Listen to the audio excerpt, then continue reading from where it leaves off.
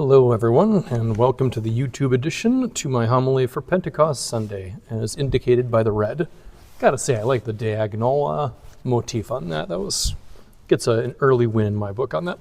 So, Pentecost Sunday, I love it. It's the birthday of the church. And I have a very Father Justin homily today. We're going to start with the church, and we're going to veer off to some science fiction, and then veer back to the church. So, try to keep up. I've got a friend. He's religious, but not Catholic. And once he told me that he very much believed that the Catholic Church did not exist for the first 250, 300 years after Christ's death and resurrection. And his argument for that was, for those first couple of centuries, we did not have the New Testament. We did not have buildings, actual churches. We did not have the church hierarchy, bishops and priests and all that. So for those first centuries, we were just a group of believers trying to figure out who we were and what we were about. Now, his observations were fair and accurate, but his conclusion was ultimately incorrect, because our buildings, our leadership, even the New Testament, is not the church. Those things shape the church. Sometimes I call that the institutional shell of the church. And we need that. The institution exists for a reason, after all. But it's not the church. The church came into being at Pentecost. On Pentecost Sunday, we had exactly the same amount of people as the day before. We had the same number of buildings, 0, and we basically had the same amount of money, depending on, what they had for breakfast that morning. But even so, and no document of the New Testament had even begun to be written at that time. But even so, something changed on Pentecost. The Holy Spirit descended upon the apostles, and they received the mission of the salvation of souls. That is the church. The church is the deposit, the full deposit of faith for the mission of the salvation of souls. That is the church and nothing less. The church is the mission, which means that everything of the church that is not the mission must in some way be in service to the mission. Case in point, Donut Sunday. Donuts are not the mission. No one's ever been saved by a donut. However, donuts do serve the mission in that they aid us in being together in community for a little while longer. So in a very small, very specific way, Donut Sunday does contribute to the mission and does lead to the salvation of souls. Again, in a very minor, very specific way. So my friend, he was only able to see the church in shallow terms, the buildings, the rules, the priests. But he didn't see the mission as literally given to us by God. That is the critical piece of information you need. If you don't believe in the mission of the salvation of souls as given to us directly by God, then the church is never going to make sense to you. And you will only see the church as one more institution in a world that's frankly filled to the brim with them.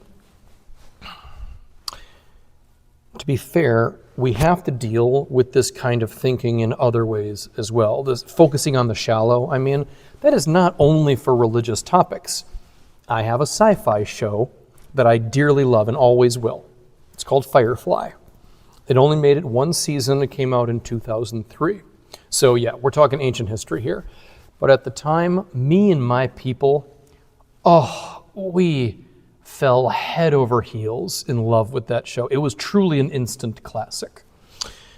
So a few months ago, just online, and I read something that said basically, the author of this little article said, "Hey guys, remember Firefly? It was bland, cliche, and predictable. It was okay for its time, huh?" And I scratched my head when I read that, like, bland and predictable. I don't know anybody who would describe Firefly in that way. So I did something extremely wise and helpful. Did a Google search. Don't be too impressed. I kept it simple. I just Googled, why do people like Firefly? And the main answer that I got back was basically, people like Firefly because they're nostalgic for early 2000s TV. It had a Western motif to its sci-fi setting, which was an effective gimmick. And it had more humor than other shows of that time and genre. I think I groaned audibly at just how bad of an answer that was. Mind you, it's the kind of answer I've come to expect from the internet, but a bad answer nonetheless. It reminded me so much of my friend talking about the early church. The observations were true. It is a Western in space. There are guys on horseback and spaceships in the same scene. It's awesome. And there was more humor than the shows it was competing with. All that's true enough, but that isn't what made the show great. That was the shell, the shallowness, the synopsis. What made the show great was it was an engaging and memorable story, and it was so very easy to fall in love with practically every character. That's the difference between a good story and a great one. A powerful story with well-written characters. The special effects and the gimmicks, not so much. Not so much. I realize that the vast majority of people watching this video could care less about what TV I was watching during my college years.